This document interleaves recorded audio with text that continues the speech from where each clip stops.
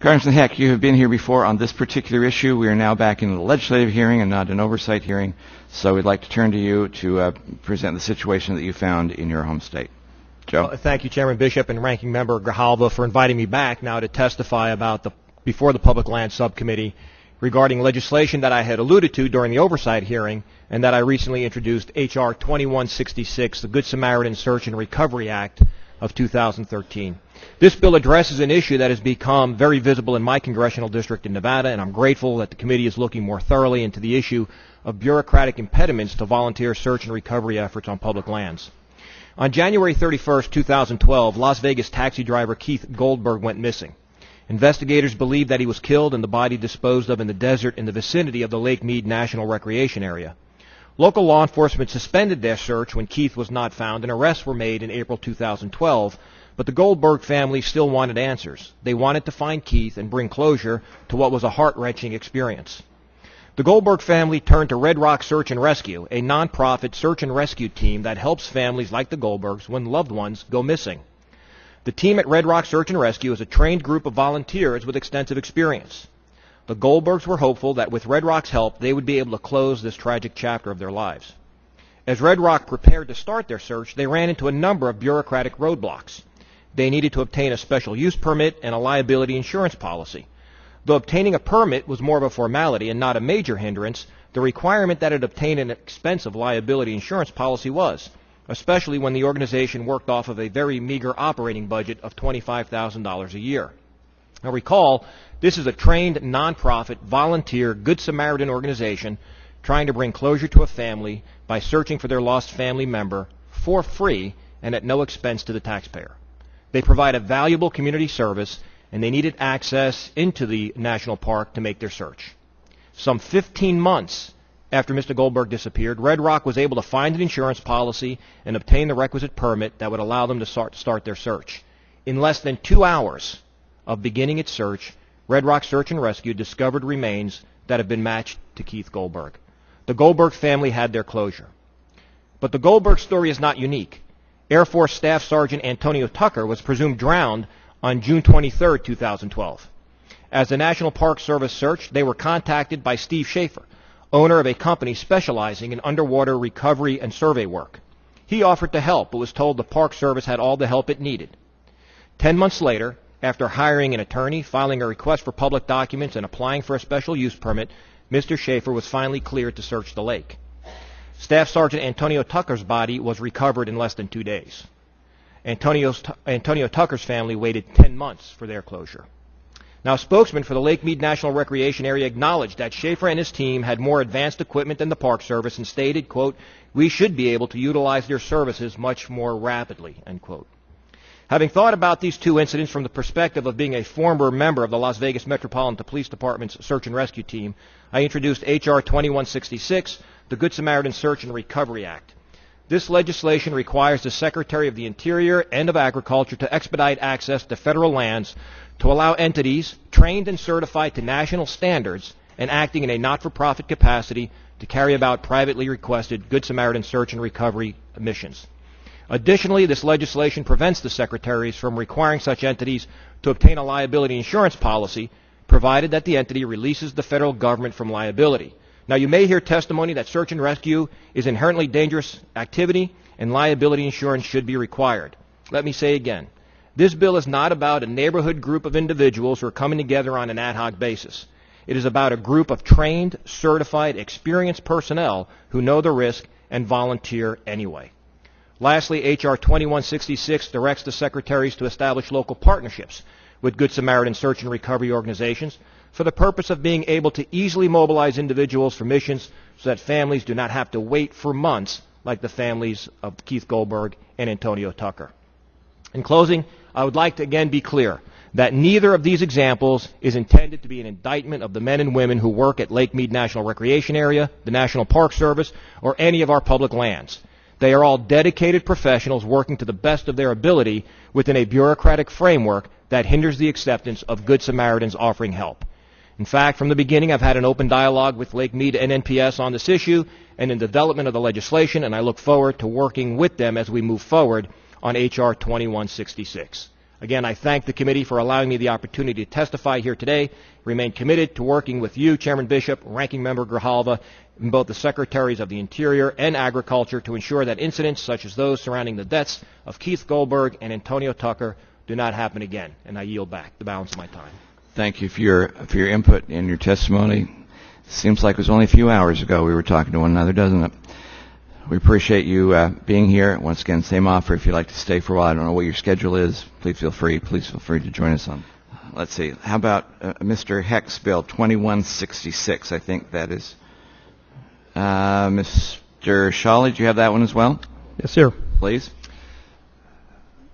The Department definitely appreciates the intent of HR 2166. We do ask the committee to defer action on the bill to provide us with more time to fully analyze its effects on our land management bureaus, and also to develop some recommended language and amendments to the bill.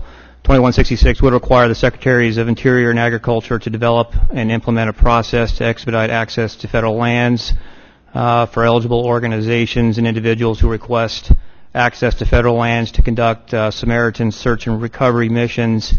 Because the bill was only introduced 2 weeks prior to the hearing, the bureaus in the department have not had the time to fully analyze how the requirements of the bill might fit with our existing processes and or serve our partners. So we'd ask for a little more time to analyze that and work with the committee as we move forward with it. That concludes my remarks, sir.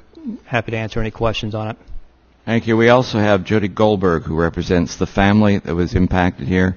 Ma'am, we appreciate you being here. Same concept. Your written testimony is already part of the record. Happy to have any oral comments that you want to add as well.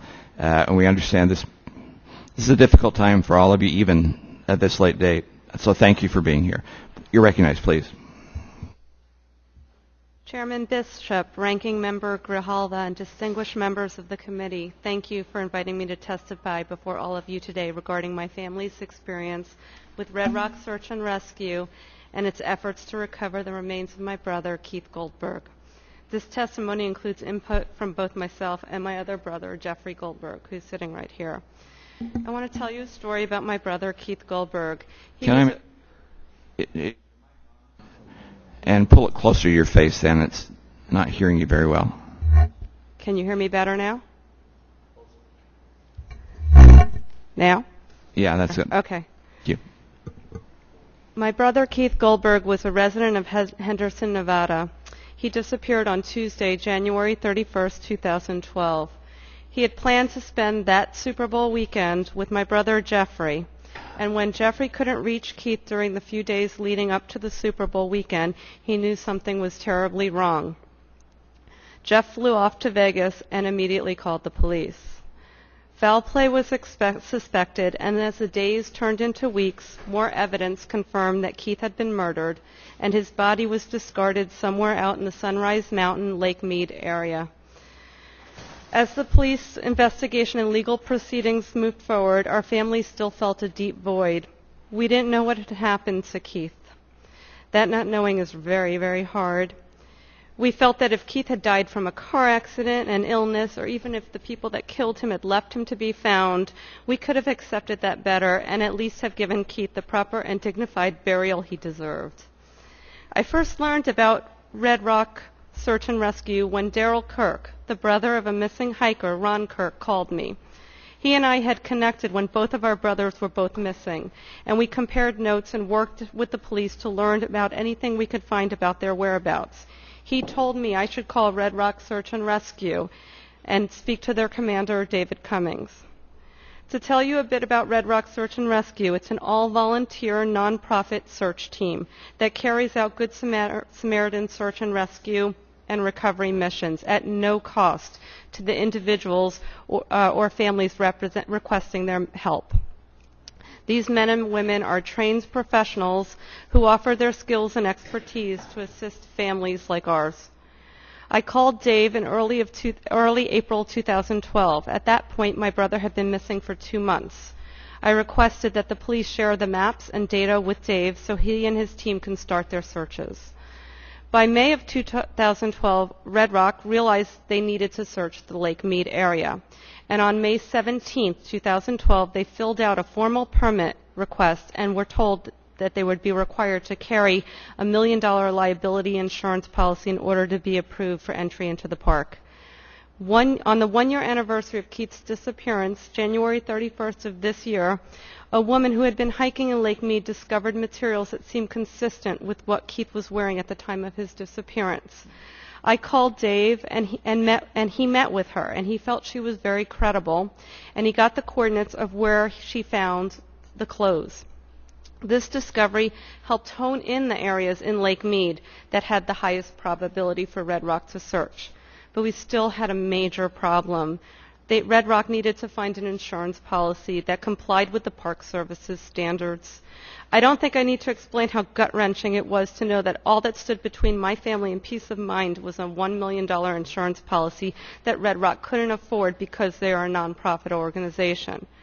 Finally, in February of this year, All Nevada Insurance was able to offer an affordable policy, and our family raised the funds to help pay for it. Red Rock was issued the permit to search Lake Mead. They had waited 9 months. Our family had waited over a year. They were deployed on April 14th, 2013, and in less than 2 hours they found Keith's remains in Lake Mead National Park. Volunteer search teams fill the void where police searches end due to limited resources. However, barriers and costly regulations prevent qualified, trained professionals from helping their community and helping my family. I have come before this committee today because families with missing loved ones don't deserve to go through this much pain and despair. Congressman Heck's bill is a common-sense idea that removes current bureaucratic impediments to Good Samaritan search and recovery missions on public land. It simply states that if the group or organization releases the government from liability, then an approval or denial has to be made within 48 hours.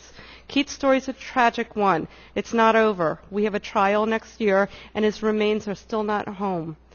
But there's one positive shining light, perhaps his legacy, that if this legislation passes, hopefully not another family will have to experience the prolonged pain and suffering as ours did. Thank you. Thank you. I appreciate your testimony. We'll now turn to the panel for questions. Mr. Grajal, do you have questions of either witness? Mr. Horsford.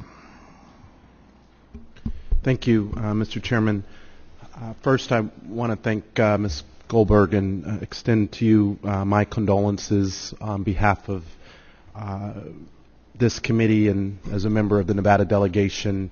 Thank you for the courage to come here and share your story, which is a Nevada story, and I commend my colleague, Mr. Heck, for bringing this bill. What happened to the Goldberg family and to the family of Air Force Sergeant Tucker was wrong, and I believe that the National Park Service owes both families an apology. Both families had to cope with the loss of a family member, and it is unacceptable that the Park Service did not do more to allow these families to recover the remains of their loved ones. I remember following the story of this as it unfolded. Tragic it was for you and for the community to know that all you wanted was a bit of closure, and standing in the way of that closure was bureaucracy. So I offer you my condolences, and I commit to working with Mr. Heck and this committee because I believe this is the type of common sense legislation that this Congress should enact. I would like to ask, Mr. Chairman, I guess Associate Director Sholey? Yes, Sholey. Or Mr. Ned,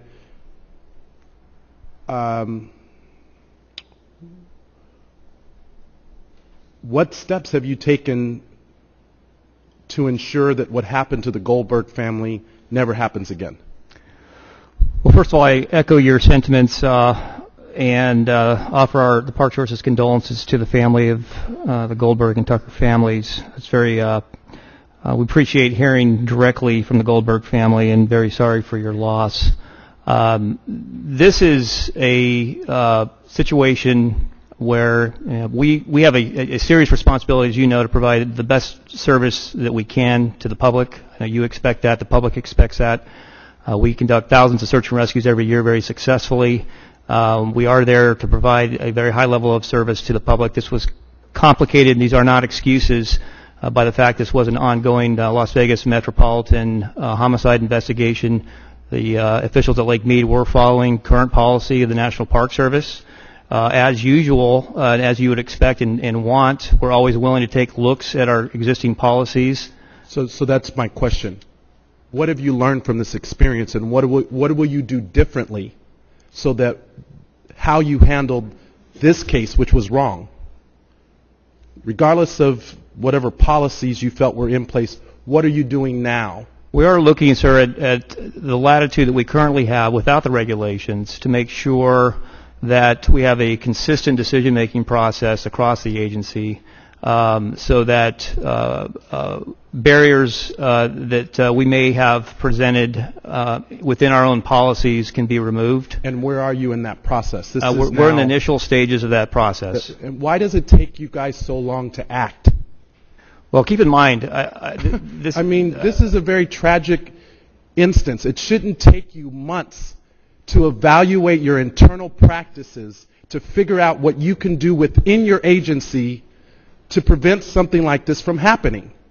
And then to know you're coming here today and not to be able to provide me or this committee with any recommendations or steps that you've taken proactively, again, shows a real laissez-faire attitude. And it's not one that the public expects. We have had good conversations with committee staff, members, in regards to possible language that can help ensure this type of thing doesn't happen. Also, like I said, working to see what kind of latitude that we have within our... Can you present those to the committee? Absolutely. Thank you. Ms. Goldberg, do you believe that Mr. Heck's bill is written in a way that the Congress should act? Definitely. Mr. Chairman, I agree. And I ask that the committee move forward on this legislation. With all due respect to the agency, I don't know how much time you need, but 2 weeks should be adequate enough time for you to evaluate this legislation, your internal practices, and the public shouldn't have to wait. This family shouldn't have to wait, and the process should move forward. Thank you. Thank you. Mr. Garcia, do you have questions? Mr. Chairman, I just want to echo the sentiments of my colleague to the Goldberg family. Thanks, sir. Mr. Maffei, do you happen to have questions on this one? All right. Thank you. I have 3 questions very quickly. Ms. Goldberg, first of all, if I could ask you a couple. Did the Park Service provide you any basis or any justification for the amount of liability insurance that it was required for the permit? It would have been to Red Rock Search and Rescue, not to me directly. You heard of no justification for that much insurance had to be there? Did Red Rock have any difficulty in gaining access to any of the other areas it wanted to search besides Lake Mead?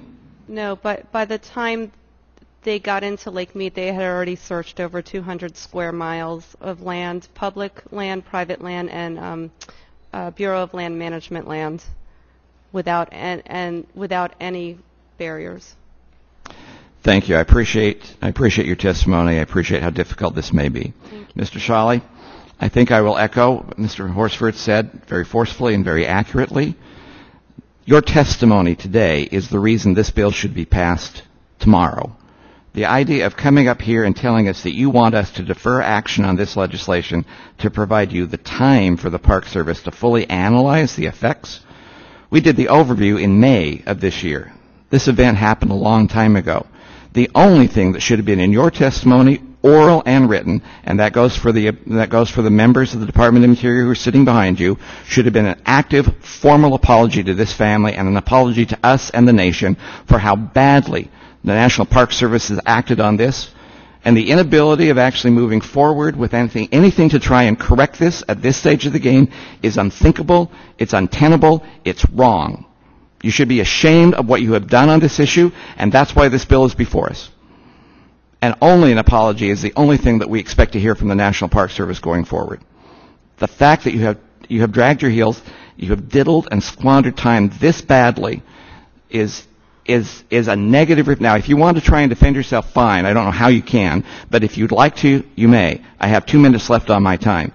but the actions of the Park Service on this particular issue is just reprehensible. I'm not here to defend the action, sir. What I would like to do is make sure that we don't create more burdensome process within legislation, that we take a careful look to ensure the legislation actually Mr. makes Chairman, it better. Will you yield? I'll yield to you, sure. Thank you, Mr. Chairman. What possibly could be the burdensome consequences of providing this type of flexibility to our search and rescue agencies to be able to go in on a humanitarian basis to help recover lost lives? Give me one example that you can think of. Well, the reason for the liability insurance is to protect the permittee, first and foremost, as well as the government. So there is an evaluation of risk there relative to permittees or individuals or organizations that are issued permits that are doing activities in high-risk areas. And if they're willing to waive that, absolutely. Which is the language of this bill. I think it's a good component. I think there are some process areas that we already have in place we need to refine, that we can make that language even stronger and better.